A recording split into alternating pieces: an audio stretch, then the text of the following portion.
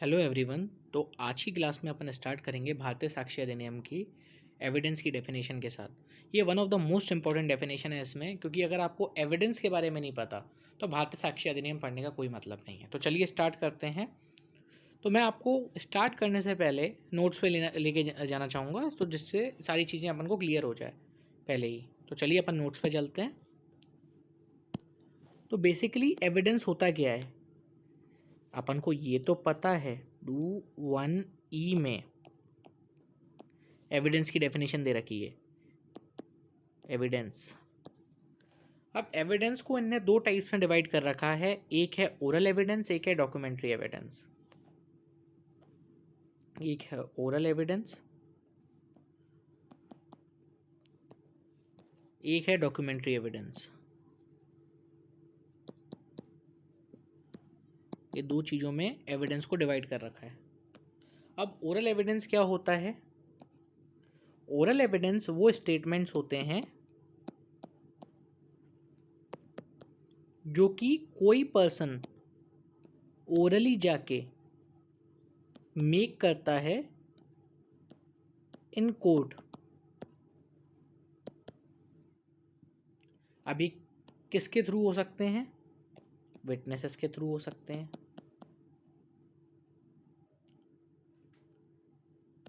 ये जो एविडेंसेस होंगे वो हमेशा रिलेटेड होंगे इश्यूज से। तो सिंपल वर्ड्स में ये होता है ओरल एविडेंस, वो स्टेटमेंट्स जो कि अपन ने कोर्ट के सामने जाके मेक करे हैं। किसके थ्रू? विटनेसेस के थ्रू।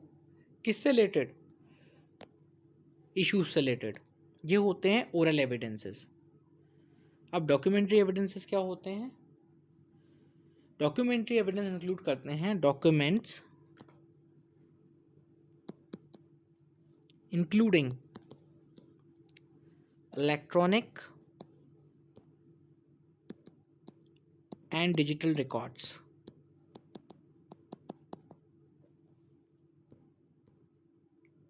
जो कि प्रोड्यूस किए जाते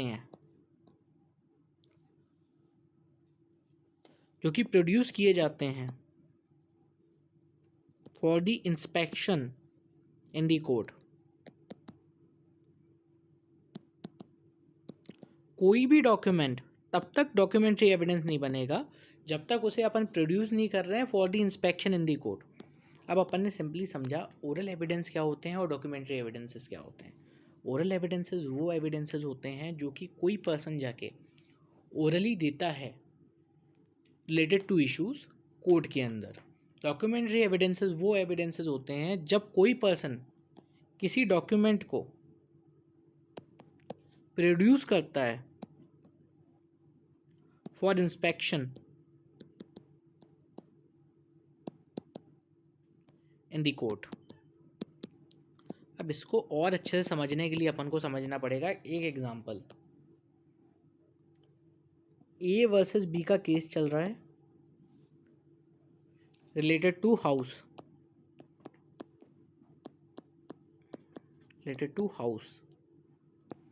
अब इसमें ए ने बोला, A said house is mine, ये घर मेरा है। B also said that house is mine, B ने भी बोला कि ये घर मेरा है।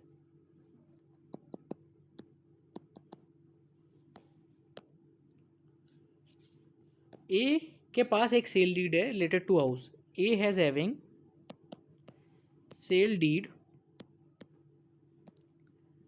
Related to house. Sale deed वो डीड होती है जो कि सेल करते समय होती है हाउस की। A is not producing it in the court.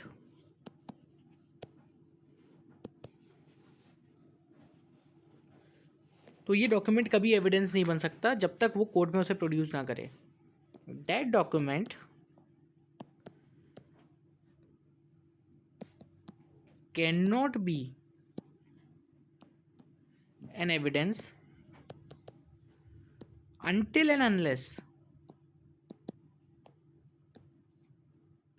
it has been produced in the court. तो ये अपन को एग्जांपल क्लियर करता है, कोई भी डॉक्यूमेंट वो तब तक डॉक्यूमेंट्री एविडेंस नहीं बन सकता जब तक उसे अपन कोर्ट में प्रोड्यूस नहीं करते। अपन को समझ में आ गया ओरल एविडेंस और डॉक्यूमेंट्री एविडेंस में क्या अंतर होता है। तो अपन एक चीज़ ये भी समझ लेते हैं कि डायरेक्ट और इनडायरेक्ट एविडेंस में क्या फ़र्क होता है। इनडायरेक्ट एविडेंस, डायरेक्ट एविडेंस वो एविडेंस होता है जो कि कोई पर्सन अपने आप अपने सेंसेस से परसीव करता है, perceived by his own senses. मतलब उसने खुद देखा या खुद सुना या खुद फील किया, तो ये एक डायरेक्ट फॉर्म ऑफ एविडेंस होगा। इसका एग्जांपल है अपन डायरेक्ट एविडेंस में ले सकते हैं। अपन डायरेक्ट एविडेंस का एग्जांपल ले सकते हैं। Suppose A shot B,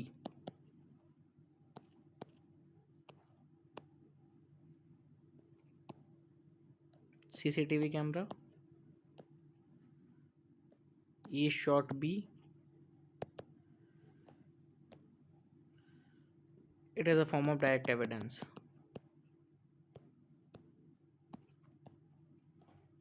Direct evidence means evidence which directly prove or disprove any fact. ये होते हैं डायरेक्ट एविडेंस। अब इनडायरेक्ट में क्या आता है? इनडायरेक्ट में आता है हियरसे एविडेंस। ये वो फॉर्म ऑफ एविडेंस होता है ए told B that I saw that C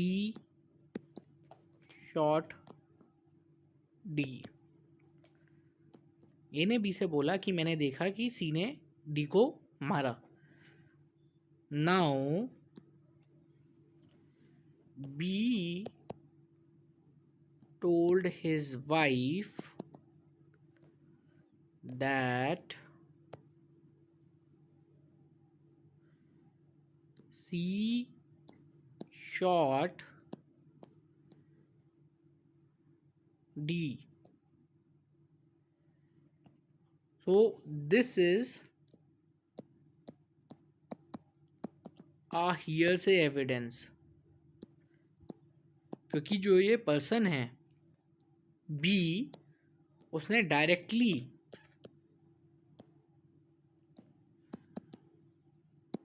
अपने सेंसेस से परसीव नहीं किया, ऐसे सेंसेस से परसीव नहीं किया, तो ये हो गया इनडायरेक्ट एविडेंस।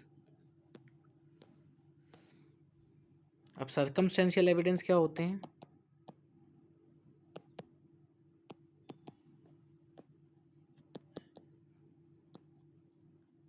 ये एक इनडायरेक्ट फॉर्म ऑफ एविडेंस होते हैं।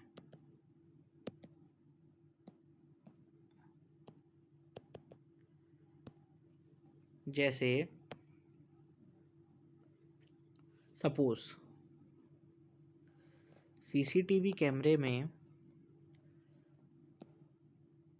दिख रहा है that A and B went to the room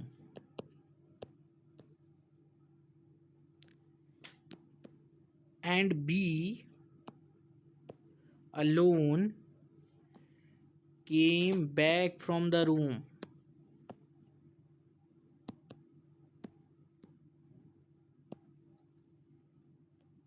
and A is dead। तो this is a form of circumstantial evidences. अब इसमें चेन क्रिएट करनी पड़ेगी, तो उसके बाद जब चेन पूरी होती है तो सर्कमस्टेंशियल एविडेंस या तो प्रूव होते हैं या डिसप्रूव होते हैं। मतलब ये डायरेक्ट फॉर्म ऑफ एविडेंस नहीं होते, अपने आप सेंसेस से परसीव नहीं होते। तो ये कुछ बेसिक था एविडेंस के बारे में। अब आपको क्लियर हो गया होगा कि एविडेंस क्या है। अब अपन जाके एक बार बेयर एक्ट को रीड कर लेंगे तो अपन को ये क्रिस्टल क्लियर हो जाएगा कि एविडेंस क्या। तो चलिए अब अपन जाके बेयर एक्ट को रीड करते हैं।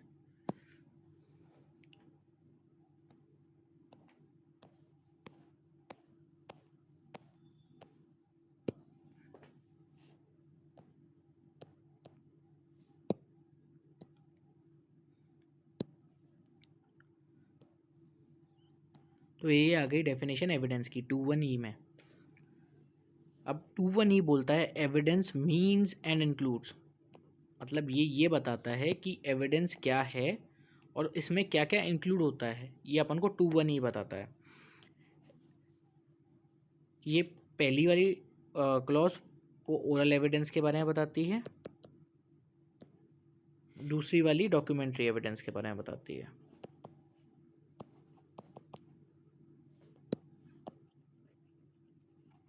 चलो अपन रीड करते हैं। Clause 1, all statements including statements given electronically which the court permits or requires to be made before it by witnesses in relation to matters of fact under inquiry and such statements are called oral evidence। वो सारे statements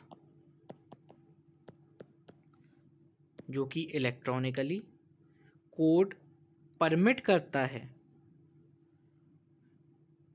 witnesses के द्वारा उन matters से related जो कि fact under inquiry and such statements are called oral evidence. मतलब वो एविडेंस जो कोर्ट परमिट करता है उसके सामने मेक करने के लिए, जो कि हेल्प करते हैं टू प्रूव और डिसप्रूव अ फैक्ट, वो उसे ओरल एविडेंसेस बोलते हैं। ऑल डॉक्यूमेंट्स इंक्लूडिंग इलेक्ट्रॉनिक और digital records produce for the inspection of the court and such documents are called documentary evidences. ये वो एविडेंसेस हैं जो कि कोर्ट में प्रोड्यूस करे जाते हैं फॉर द इंस्पेक्शन। जब तक ये कोर्ट में प्रोड्यूस नहीं किए जाएंगे तब तक ये डॉक्यूमेंट्री एविडेंस नहीं बनेंगे। तो ये होते हैं डॉक्यूमेंट्री एविडेंसेस। तो एविडेंस की डेफिनेशन में दो आते हैं, ओरल एविडेंस और डॉक्यूमेंट्री एविडेंस। अब आगे जाके अपन ये भी पढ़ेंगे कि डॉक्यूमेंट्री एविडेंस भी दो पार्ट में डिवाइड है, एक है प्राइमरी एविडेंस, एक है सेकेंडरी एविडेंस। वो आगे जाके पढ़ेंगे, अभी के लिए इतना ही था। इसमें फैक्ट अपन ने कल की क्लास में पढ़ ही लिया था।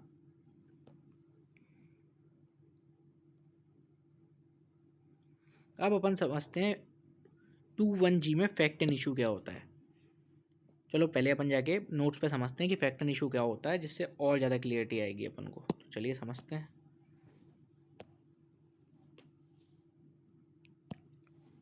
Fact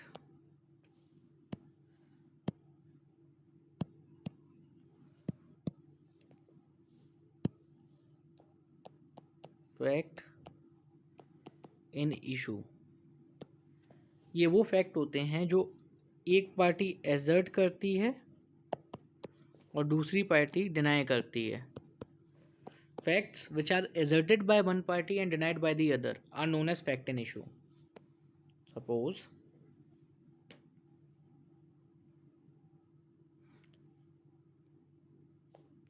A said that B and I entered into a contract। A ने बोला कि B और मेरे बीच एक कॉन्ट्रैक्ट था। B said that there was no contract between A and me। तो ये पार्टी उसे असर्ट कर रही है कि हमारे बीच में कॉन्ट्रैक्ट था और ये पार्टी उसे डिनाई कर रही है। तो ये हो गया फैक्ट इन इशू। अब कोर्ट को डिसाइड करना है कि इनके बीच में कोई कॉन्ट्रैक्ट था या नहीं। तो एक कोर्ट की रिस्पॉन्सिबिलिटी है फाइंड आउट करने की कि इनके बीच में कोई कॉन्ट्रैक्ट था या नहीं। तो वो सारे फैक्ट्स जो कोई पार्टी एसर्ट करती है और दूसरी पार्टी डिनाई करती है उसे बोला जाता है फैक्ट इन इशू। और जो कोर्ट है वो पूरे टाइम रिवॉल्व करती है अराउंड फैक्ट इन इशू। पूरे केस में इसी को या तो प्रूव किया जाता है या डिसप्रूव किया जाता है और इसके बेसिस पे ही ट्रायल जो होता है वो कंक्लूड होता है। क्योंकि मैटर क्या है दोनों पार्टी के बीच वो आपको बताएगा फैक्ट इन इशू। और इसको सीपीसी में सेटलमेंट ऑफ इश्यूज भी बोला जाता है, जो कि है ऑर्डर 14, कि दोनों पार्टी में क्या डिस्प्यूट है वो होता है fact in issue. Fact in issue को प्रिंसिपल फैक्ट भी बोला जाता है। क्यों बोला जाता है? क्योंकि इसी के बेसिस पे केस चलता है, तो इसलिए इसे प्रिंसिपल फैक्ट भी बोला जाता है। तो चलिए अब अपन इसे जाके रीड करते हैं जिससे और क्लियरिटी आएगी। 21G fact in issue means and includes any fact from which either by itself or in connection with other facts the existence, non-existence, nature, extent of any right, liability or disability asserted or denied in any suit or proceeding necessarily follows। Fact in issue का मतलब क्या होता है और वो क्या include करता है? तो फैक्ट इन इशू का मतलब ये होता है, अब इसमें इलस्ट्रेशन पढ़ लेते हैं तो और क्लियरिटी आ जाएगी। A is accused of murder of B.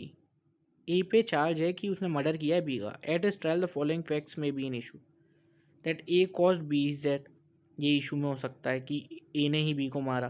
That A intended to cause B is that, ये हो सकता है issue. That A has received grave and sudden provocation from B. That A at the time of doing the act which cause B is that was by reason of unsoundness of mind incapable knowing the nature, ये भी fact and issue हो सकता है। तो ये अपना आज का एक टॉपिक था। तो अपन अब कल स्टार्ट करेंगे रिलेवेंट की डेफिनेशन के साथ और डेफिनेशन क्लॉज को ख़त्म कर देंगे। तो अगर आपको आज की क्लास समझ में आई हो तो इस वीडियो को लाइक करें। अगर आपको कोई डाउट हो तो कमेंट करें। और आपको अगर बीएसए की नोटिफिकेशन रेगुलरली आते रहे मेरे चैनल को सब्सक्राइब करें और बेल आइकन को प्रेस करें। ऐसे ही मैं रेगुलरली भारतीय साक्ष्य अधिनियम की वीडियो लाता रहूँगा और मैं पूरा कंप्लीट कराऊँगा till section 170। So that's all for today. Thank you so much.